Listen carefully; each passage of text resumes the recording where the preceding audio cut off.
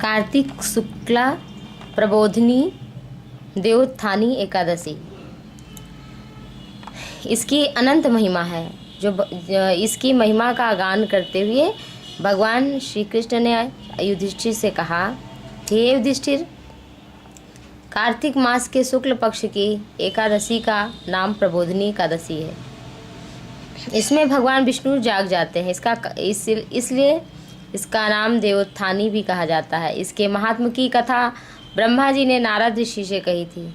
जिसके हृदय में प्रबोधिनी एकादशी का व्रत करने की इच्छा भी उत्पन्न हो जाती है, उसके 100 जन्म के पाप भस्म हो जाते हैं, और जो व्रत को विधि पूर्वक करता है उसके तो अनंत जन्म के पाप नष्ट होते हैं। भगवान की प्रसन्नता का मुख्य साधन है प्रबोधिनी एकादशी के व्रत से मनुष्य को आत्मा का बोध होता है। जो इस व्रत से विष्णु की कथा सुनते हैं, भगवान विष्णु की कथा सुनते हैं, उन्हें 7 द्वीप के दान का फल मिल जाता है। जो कथावाचक की पूजा करते हैं वह उत्तम लोकों को प्राप्त करते हैं। कार्तिक मास में जो तुलसी द्वारा भगवान का पूजन करता है उसके 10,000 जन्म के पाप नष्ट हो जाते हैं। जो पुरुष कार्तिक में वृंदा का दर्शन करते हैं वह 1000 युग तक वैकुंठ में निवास करते हैं। जो तुलसी का पेड़ लगाते हैं उनके वंश में कोई निसंतान नहीं रहता।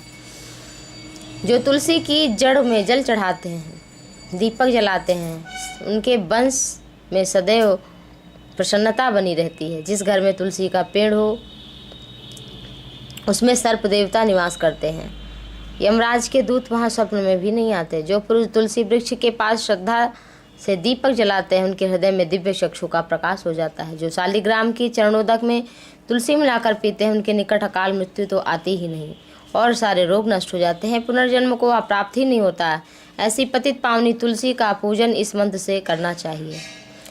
ओम श्री वृंदाय नमः। जो चातुर्मास या एकादशी में मौन धारण कर और फिर स्वर्ण तिल का दान करते हैं, कार्तिक मास या चातुर्मास में नमक त्याग करते हैं, उन्हें शक्कर का दान करना चाहिए। कार्तिक शुक्ला एकादशी से पुण्य तथा देवस्थानों में दीपक जलाने से महापुण्य है। बुद्धिमान पुरुष सारा कार्तिक को समस्त कार्तिक महीने में इसी प्रकार नदी तट इत्यादि पूज्य स्थानों में दीपक जलाते हैं। प्रबोधिनी एकादशी महात्मा सुनने से अनेक गोदान का भी फल मिल जाता है।